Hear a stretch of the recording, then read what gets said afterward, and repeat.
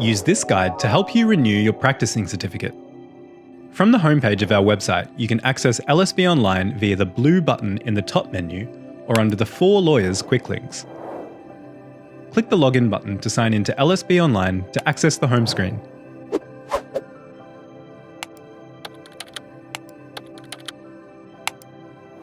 On the home screen, click on the green Practicing Certificates button. You can then select Renew Your Practicing Certificate. You'll now see the Practicing Certificate Renewal Form home screen. It contains 7 sections you need to complete. In the Applicant tab, most of your details will already be populated. Please check these are correct and add any missing information. Your Practicing Certificate type will display with your current certificate. If you're changing Practicing Certificate types, please see our Changing My Practicing Certificate Type user guide or video. Otherwise, click Next at the bottom of the screen to move to the next section. Your current information will be displayed here. Please check this is still correct. If you're changing employers or your position, please see our Changing My Place of Practice user guide or video. Please check your address for service details. The suburb, state, and postcode entered here will appear on the Register of Victorian Lawyers on our website. Click Next at the bottom of the screen to move to the next section. These questions help us make a decision about whether we can issue you with a practicing certificate. Select your place of residence and principal place of practice from the drop-down lists. If this isn't Victoria, please view our frequently asked questions before submitting your application. Use this section to let us know about any matters that might impact you being granted a practicing certificate. You only need to answer yes here if there are new matters that we don't already know about. Click on the Notes icon for more info about what you might need to disclose here. You must complete 10 units pro rata of CPD by 31st of March. You can find out more about your CPD obligations on our website. If you have not met the requirements for other reasons and do not have an exemption, please tick No and you'll be required to complete a rectification plan. Your application will not be processed and will remain pending until you complete your rectification plan. For more details, see our CPD FAQs. Click Next at the bottom of the screen to move to the next section. This section is not mandatory, but provides valuable data for the sector. Information provided about areas of practice or languages can be included on the Register of Victorian Lawyers if you consent. Tick the boxes for the areas of law in which you practice. You can tick a maximum of 15.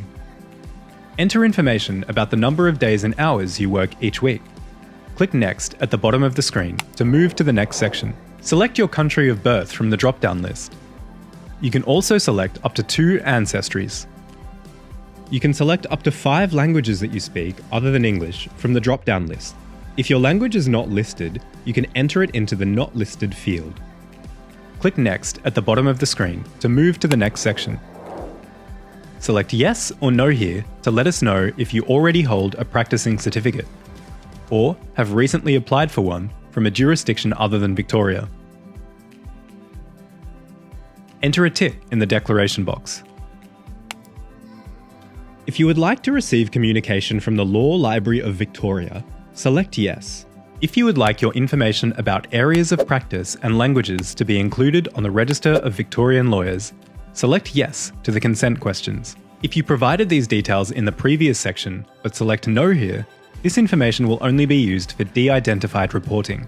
Click Next at the bottom of the screen, or select the Payment tab to move to the next section. In this section, you can make payment for your certificate.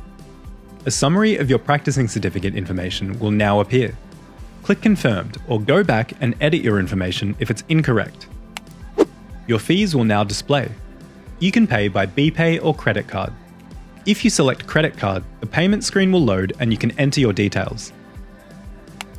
A tax receipt will be emailed to you. If you select BPay, we'll email you with the BPay payment details. If you did select BPay, your application will not be processed until we receive your payment. We can't issue you with a tax invoice for later payment. You need to select either credit card or BPay here to submit your application. Make sure you click Submit to send your application to us for review. If you don't click Submit, the application will remain in draft form and you will not get your certificate. Once submitted, we'll review your application and let you know when it's approved. A copy of your application will be emailed to you on submission. Your application will only be processed when we receive completed application form via LSB online, your payment, and notification that your organisation has paid any applicable indemnity insurance. It can take anywhere from a few days to a few months to issue a new certificate. If there were no changes to your practising certificate type and you have paid your fees and insurance, you can continue to practice on your current certificate until a new one is issued, even after June 30th.